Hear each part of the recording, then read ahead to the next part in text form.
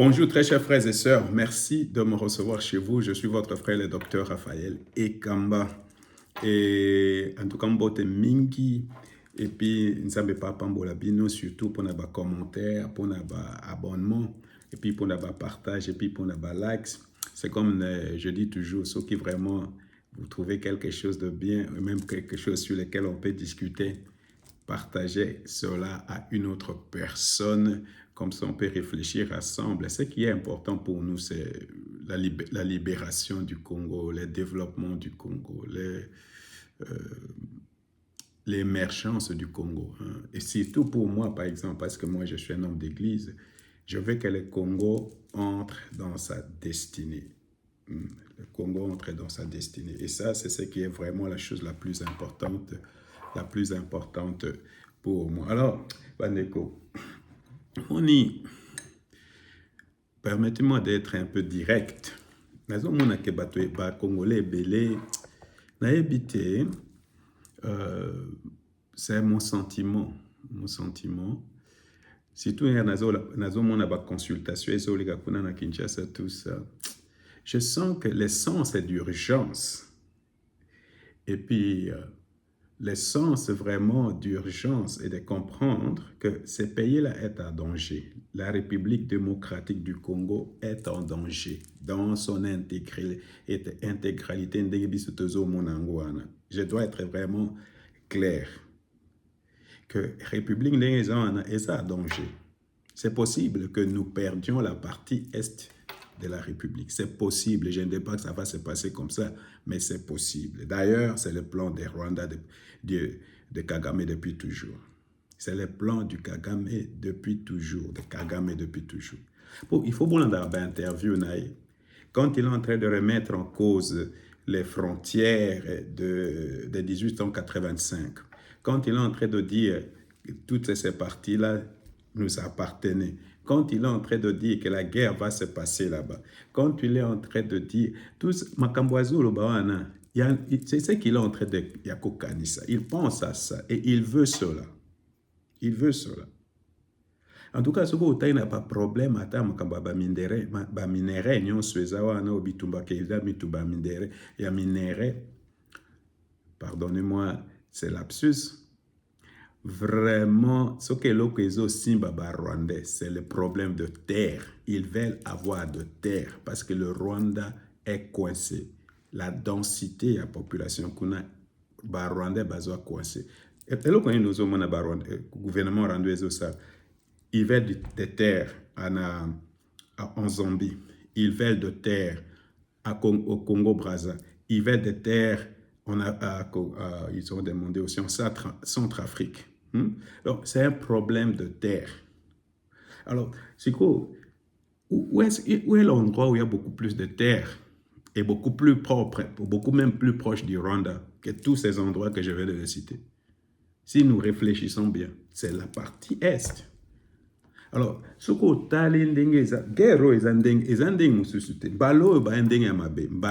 cette fois-ci, les Rwandais sont venus dans Ndenge ce que à réseaux sociaux, nous sommes venus chez nous, les minéraux nous appartiennent et nous, on ne va plus quitter. C'est ce qu'ils sont en train de dire. Ba minéraux eza abiso, mabelo eza abiso, biso togo quitter. Alors, et puis, soko tali kutu ba TikTok musus bazoloba eza epa na biso to botama kiwana. Maintenant, il commence même à dire depuis 1885 et tout ça. Bozo landangote. Hein? Qu'est-ce que Bissimo a dit lui-même? Le Congo les a trouvés ici. C'est le Congo qui nous a trouvés. Si le Congo part, nous, on va rester avec nos terres. Alors, vous comprenez que vraiment, attendez toujours discuter. Attendez toujours ça. Les vrais problèmes, le vrai problème, c'est un problème de terre. Alors, bango bazol bandengwana, que non bako longwate. Bazol bandengwana, que boko zoaka pété, écoutez, tant que nous, on ne reçoit pas nos terres. Alors, vous savez que l'armée rwandaise, la moitié, ce sont les rapports des Nations Unies, la moitié de l'armée rwandaise. Alors, la moitié de l'armée, c'est à peu près 20 000 hommes, parce qu'ils ont 40 000 hommes. C'est à peu près 20 000 hommes. Donc, on dit la moitié, ça peut être entre 20 000 hommes et 25 000 hommes, 30 000 hommes, on ne sait pas, qui sont là-bas sur place. Alors, quand ils viennent là-bas sur place, je ne suis pas convaincu que c'est pour qu'ils arrivent à Kinshasa, parce qu'ils savent ce qui les attend à Kinshasa, mais c'est pour d'abord sécuriser cet espace-là. Non pas seulement ça, sécuriser cet espace-là. Non pas seulement ça, parce qu'il va sécuriser l'espace. Mais, bazo salani, bazo mema la population rwandaise, l'armée rwandaise, les populations rwandophones, tout, je ne sais pas, là-bas, on les déverse là-bas au Congo. Oh, ce sont des réfugiés congolais, des choses comme ça. C'est ce que Kagame dit tout le temps, ce sont des réfugiés congolais. Il dit chez lui, il y en a 100 000. Dernièrement, il a ajouté encore, il dit il y en a 400 000 au Rwanda, en Ouganda. Tous ces gens se déversent. Alors, stratégie salamikina na Crimée entre la Russie et l'Ukraine, c'est la même stratégie. On a envoyé l'armée a occupé, et pardonnez-moi, et puis on a après envoyé les populations, et après on a fait un référendum. Alors nous sommes en train de faire des analyses tout simplement pour faire voir que la situation est très grave dans l'Est. C'est pourquoi Biso Bakongo, il faut tout fungola miso. Pour nous, quelquefois, nous sommes un peu comme voilés par la haine de Tshisekedi. Nous sommes un peu voilés par la haine de Balouba. Je ne comprends même pas d'où vient cette haine de Balouba. Vraiment, vous voyez qu'on est en train de vous prendre le pays, mais vous regardez seulement Tshisekedi. Je ne comprends pas. C'est pourquoi, Congolais, tu dois te réveiller. Même les négociations là qu'on va faire là-bas à Doha, ça va être vraiment une promenade de santé. Ça ne va pas être une promenade de santé.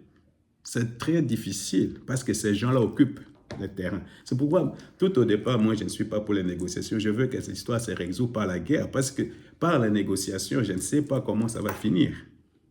S'il n'y aura pas de brassage, mixage, s'il n'y aura pas de cession de terre.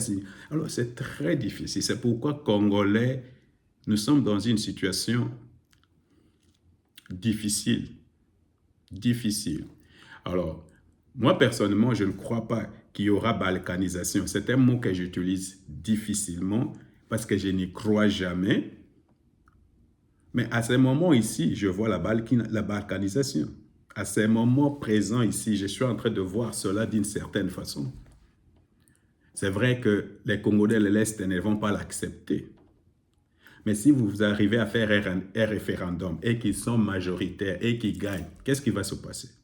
Alors, vous comprenez que ce n'est pas une affaire facile. Alors, si nous, Congolais, qui aimons les Congos et qui, peu importe la personne qui dirige les Congos maintenant, et qui nous voulons vraiment que le Congo reste un et indivisible, nous devons nous ouvrir les yeux. Nous devons ouvrir les yeux. Alors, vous savez que moi, personnellement, je ne suis pas pour les gouvernements d'union nationale. Pour moi, c'est comme toutes les consultations. Je vois toutes les consultations qui se font actuellement à Kinshasa. Ça me fait toujours rire. Hein? Parce que, tu vois, les vrais problèmes de ce pays, c'est l'égoïsme. Les vrais problèmes de ce pays, c'est la convoitise. Les Congolais, je ne sais pas, les vrais problèmes de ce pays, c'est la convoitise. Les vrais problèmes de ce pays, c'est je veux avoir ce que toi tu as. Et c'est ça. Alors, si on ne peut pas encore régler ces problèmes-là, de convoitise, d'égoïsme et tout ça, on est mal barré. On est mal barré. Regarde, par exemple, les gens qui sont passés là-bas, les gens comme les Camérés, les gens comme les Baït et tout ça. Vraiment, avec ces gens-là, vous allez résoudre vraiment les problèmes. Ils font partie du problème. Ils font partie du problème. Ils font partie du problème. Voilà ma petite proposition. Voilà, je ne suis pas pour le gouvernement d'union nationale. Quand le président Tshisekedi a gagné les élections, moi je pensais, et je dois vous le dire, je pensais que le président de la République allait vouloir rencontrer Martin Fayulu. je considère que la seule personne avec qui le président Tshisekedi peut parler, manger même ensemble comme ça, c'est Martin Fayulu. C'est ce que j'ai toujours pensé. Je sais que je connais de son inconstance. Je connais de combien de fois il change d'avis. Je ne sais pas, mais personnellement, au niveau personnel, si moi j'étais à la place là, parce que moi, vous savez, si moi j'étais à la place, un dirigeant, si moi j'étais à la place, j'allais faire tout pour rencontrer, comment il s'appelle, Martin Fayulu, peut-être les gens autour de Martin Fayulu, parler avec eux. Alors, tu vois, ces consultations-là, on est en train de faire les consultations avec les mêmes personnes, les gouvernements qui vont sortir de là-bas. Je ne vois pas où est-ce que ça va nous amener. Je ne vois pas où ça va nous amener. Alors, Martin Fayulu et Tshisekedi n'ont pas besoin de la Senko pour qu'ils se rencontrent. Mais frère, vraiment, en analysant entre nous, laissez-moi boire quelque chose. Le président Tshisekedi va pour rencontrer Kagame, qui cause tous les problèmes qu'il y a là-bas au Congo. Il a tué au moins 10 millions de personnes. Il va le rencontrer, il a dit on va en Angola, partout il va le rencontrer. Maintenant même, nous qui étions même contre que le président Tshisekedi allait rencontrer les M23, ils sont en train de rencontrer les M23. Bongo Bande Kwatabine Moko. Si on peut rencontrer des gens comme ça, comme les M23, les choses comme ça, où est le problème de chercher un moyen pour rencontrer Fayulu et parler avec Fayulu mano a mano, d'homme à homme? Si c'est difficile entre eux, mais les pasteurs sont là. Fayulu est un chrétien. Président Tshisekedi est un chrétien. Leurs femmes sont des chrétiens. Atabino Bandeko. Vraiment, il faut tout le cabato à Senko pour même abisso. Même, c'est ce qui m'étonne. Alors, Fayulu lui-même, soit c'est un faux chrétien, alors je ne comprends. Est-ce qu'on a besoin de ces gens-là vraiment pour qu'ils se rencontrent et parlent? Dialoguer. Et si c'est le dialogue là quelque chose, même si je prends Tshisekedi, je prends Jean-Pierre Bemba, je prends Fayulu, je prends comment les profs. Bon, vraiment, je le trouve très bien là, les profs qui étaient Premier ministre. Tu les mets ensemble. Vous voyez, je suis en train d'exclure Katumbi, je suis en train d'exclure Kabila parce que ce ne sont pas des Congolais. Alors, il faut, en tout cas, moi, je les exclue complètement. J'exclus même les gens des M23 là-bas. Les Nanga et tout ça. Mais entre nos frères, est-ce que c'est dit? Dites-moi ce que vous en pensez dans les commentaires. Vraiment, ne m'insultez pas, mais nous devons réfléchir de façon courageuse parce qu'un homme d'État, c'est un homme qui prend des options. C'est un homme qui il n'y a pas de... Tu peux aller raconter des hommes durs, tu racontes les Kagame, tu racontes les Museveni, tu racontes des gens comme Sassou Nguesso, des Macron, Batumoko, Mabé, vraiment, hein, vous racontez même les gens de Senko, et c'est difficile de rencontrer quelqu'un comme Fayulu Bandeko. Aller manger, boire quelque chose ensemble, discuter. Parce que maintenant que, par exemple, ces gens-là ont dit ils ne vont pas aller dans ces consultations-là, qui peut vraiment décompter maintenant ces problèmes, à part le président lui-même? Et moi, peut-être, j'aurais pu faire la même chose. Pourquoi je vais aller chez Beyrand alors que j'ai la possibilité de rencontrer le président lui-même?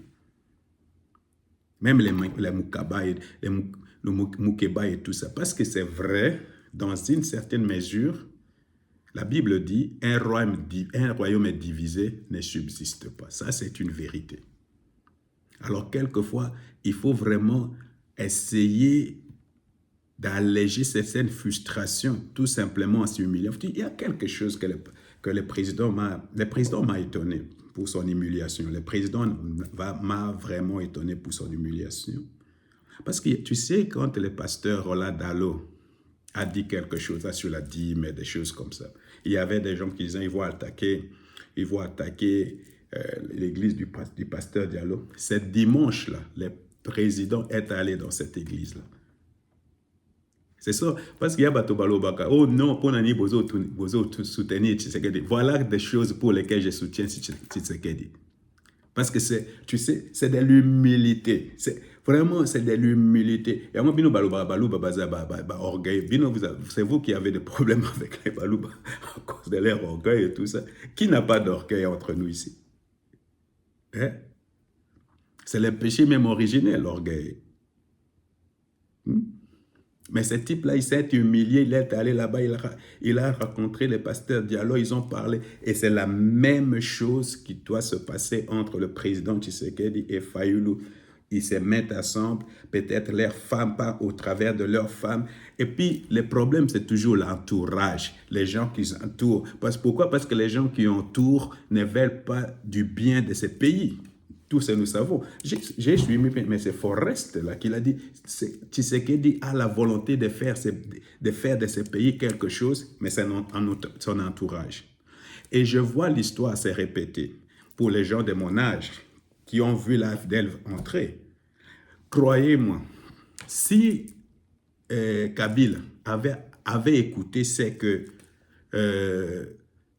à cette époque-là, Antoine Tshisekedi lui dit, comment il s'appelle? Étienne Tshisekedi lui dit, on ne serait pas là où nous sommes aujourd'hui. Le président Mobutu lui-même,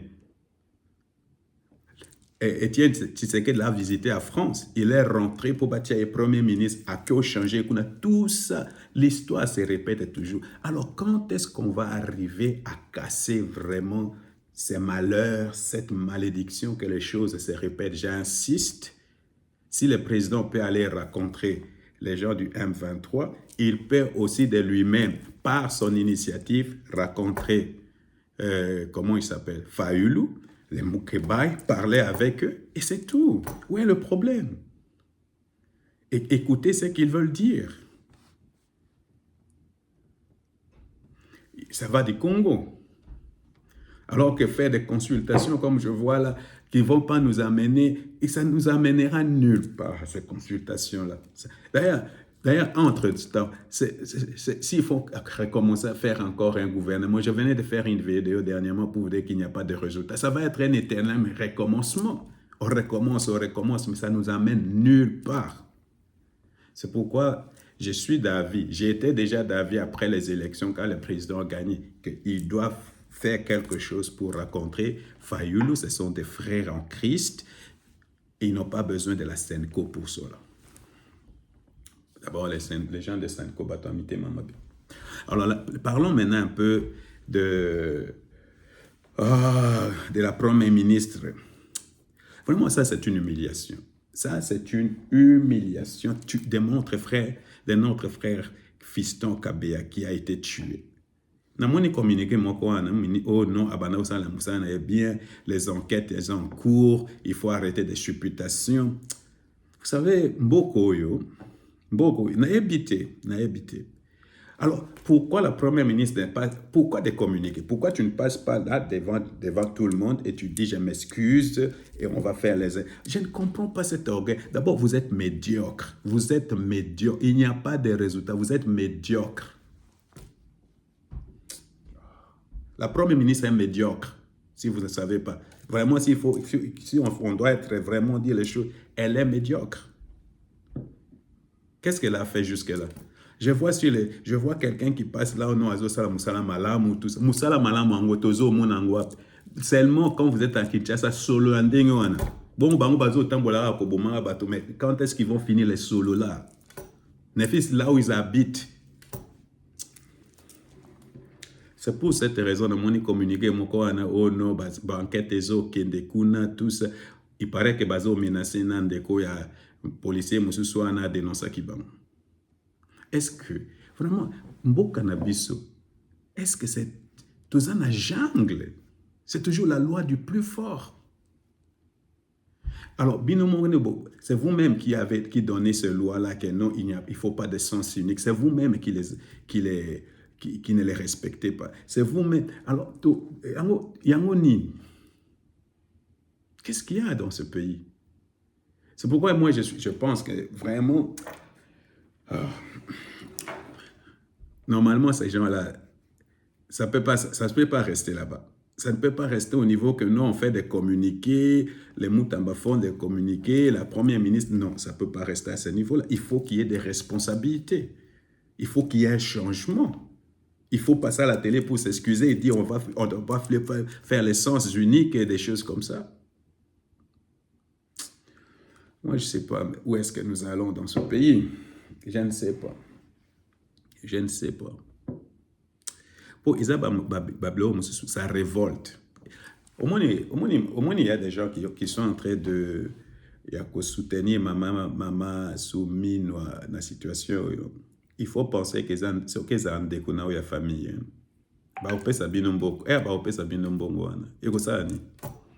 Et c'est alors que fiston a besoin.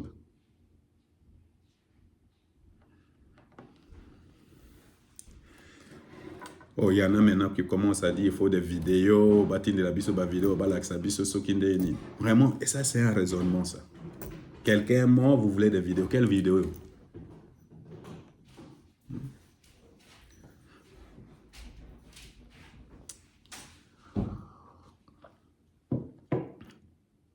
Alors c'est pourquoi je pense vraiment que il faut tout changer. Vraiment même, vous savez, quand je suis à Kinshasa et je vois la façon dont les gens sont en train de rouler à Kinshasa, je ne sais pas. Ça me donne l'idée que c'est la même chose, makamwezo le kana niveau ya état.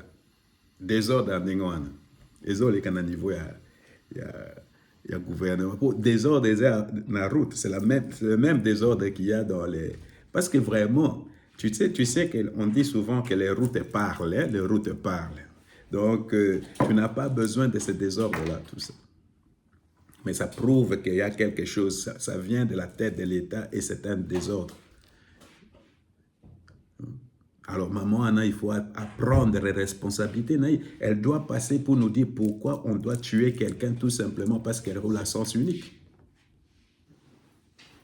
Il y a des gens qui demandent sa démission et moi, je suis parmi parce que ça ne va pas.